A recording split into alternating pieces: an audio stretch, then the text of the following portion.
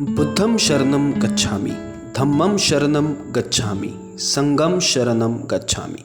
ये कहकर डॉक्टर अंबेडकर ने 1956 में बुद्धिज़्म स्वीकारा था। दोस्तों, स्वागत है आपके अपने YouTube चैनल पे जिसका नाम है अल्टीमेट माइंड्स।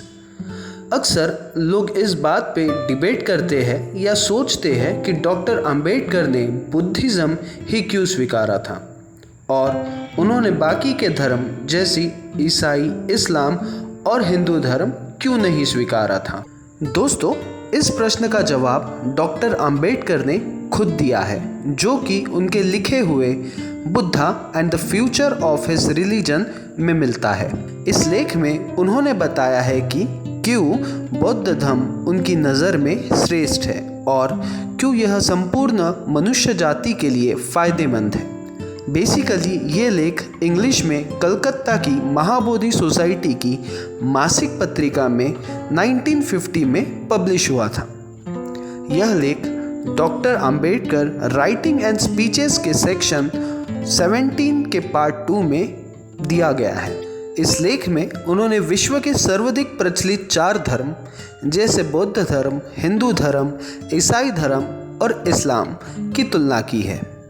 वे इन चारों धर्म को अपनी विभिन्न कसौटियों पर रखते हैं। सबसे पहले वे इन चारों धर्मों के संस्थापकों, पैगंबरों और अवतारों की तुलना करते हैं। वे लिखते हैं कि ईसाई धर्म के संस्थापक ईसा मसीहा खुद को ईश्वर का बेटा घोषित करते हैं और अनुयायियों से कहते हैं कि जो लोग ईश्वर के दरबार में प्रवेश करना चाहते हैं उन्हें उनको ईश्वर का बेटा स्वीकार करना होगा।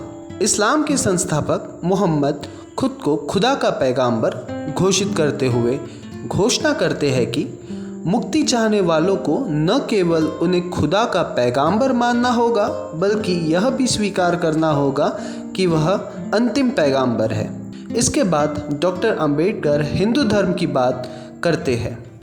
हिंदू धर्म के बारे में वे कहते हैं कि इसके अवतारी पुरुष ने तो ईसा मसीहा और मोहम्मद से भी आगे बढ़कर खुद को ईश्वर का अवतार यानी परम पिता परमेश्वर घोषित किया है।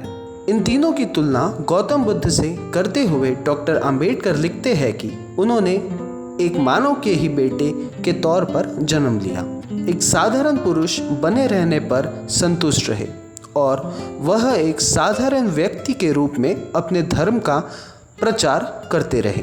उन्होंने कभी भी किसी अलौकिक शक्ति का दावा नहीं किया और ना ही अपनी किसी अलौकिक शक्ति को सिद्ध करने के लिए चमत्कार दिखाए। बुद्ध ने मार्गदाता और मुक्तिदाता में स्पष्ट भेद किया। ईसा, पैगंबर मोहम्मद और कृष्ण ने अपने को मोक्षदाता होने का दावा किया, जबकि बुद्ध केवल मार्गदाता होने पर ही संतुष्ट हैं। डॉक्टर अंबेडकर ऐसा कोई भी धर्म स्वीकार करने के लिए तैयार नहीं थे जिसमें ईश्वर या ईश्वर के बेटे, पैगंबर या खुद ईश्वर के अवतार के लिए कोई जगह हो। गौतम बुद्ध एक मानव है और बौद्ध धर्म एक मानव धर्म है जिसमें ईश्वर के लिए कोई जगह नहीं है। इन चारों धर्मों की तुलना डॉक्टर अंबेडकर ईश्वरीय वाणी के संदर्भ में लिखते हैं कि इन चारों धर्म प्रवर्तों के बीच एक और भेद भी है। ईसा और मोहम्मद दोनों ने दावा किया कि उनकी शिक्षा ईश्वर या अल्लाह की वाणी है और ईश्वर वाणी होने के कारण इसमें कोई त्रुटि नहीं हो सकती है और यह संदेह से परे है। कृष्णा अपनी स्वयं की धारण की हुई उपाधि के अनुसार विराट रूप परमेश्वर थे और उनकी शिक्षा परमेश्वर के मुंह से निकली हुई ईश्वर वाणी थी। इसीलिए इसमें किसी भी प्रकार की कोई भी गलती होने का प्रश्न ही नहीं उठता था। इन तीनों की तुलना बुद्ध से करते हुए अंबेडकर लिखते हैं कि बुद्ध ने अपनी शिक्षा में इस तरह के अंतिम सत्य होने का दावा नहीं किया। महापरिनिर्वाण सूत्र में उन्होंने आनंद को बताया कि उनका धर्म तर्क और अनुभव पर आधारित है।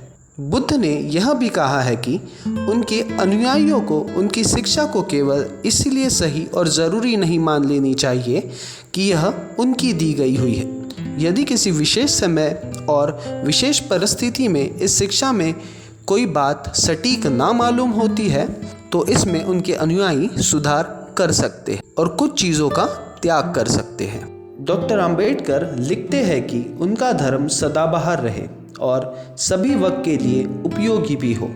साथ ही लिखते हैं कि धर्म को विज्ञान और तर्क की कसौटी पर खरा उतरना चाहिए। वे लिखते हैं कि धर्म को यदि वास्तव में कार्य करना है तो उसे बुद्धि या तर्क पर आधारित होना चाहिए, जिसका दूसरा नाम विज्ञान है। फिर वे धर्म को स्वतंत्रता, समानता और भाईचारे की कसौटी पर रखते हुए कहते हैं कि किसी धर्म के लिए इतना पर्याप्त नहीं है कि उसमें नैतिकता हो। उस नैतिकता को जीवन के मूलभूत सिद्धांतों स्वतंत्रता, समानता को मानना चाहिए। समानता को डॉक्टर अंबेडकर किसी भी धर्म का सबसे मूलभूत सिद्धांत मानते हैं। वे लिखते हैं कि हिंदू धर्म का असली सिद्धांत असमानता है। बुद्ध असमानता के कट्टर विरोधी थे। उन्होंने न केवल इसके विरुद्ध प्रचार किया और इसके विरुद्ध लड़ाई लड़ी, बल्कि इसको जड़ से उखाड़ने के लिए सब कुछ किया। दोस्तों, डॉक्टर अंबेडकर ने हिंदू धर्म छोड़ने की घोषणा 1936 में कर दी थी, लेकिन उन्होंने धर्म परिवर्तन 1956 में किया। इस बीच में उन्होंने सभी धर्मों का अध्ययन किया। दोस्तों, अगर आपको हमारा कंटेंट पसंद आ रहा है तो प्लीज़ लाइक, शेयर और सब्सक्राइब ज़रूर करिए।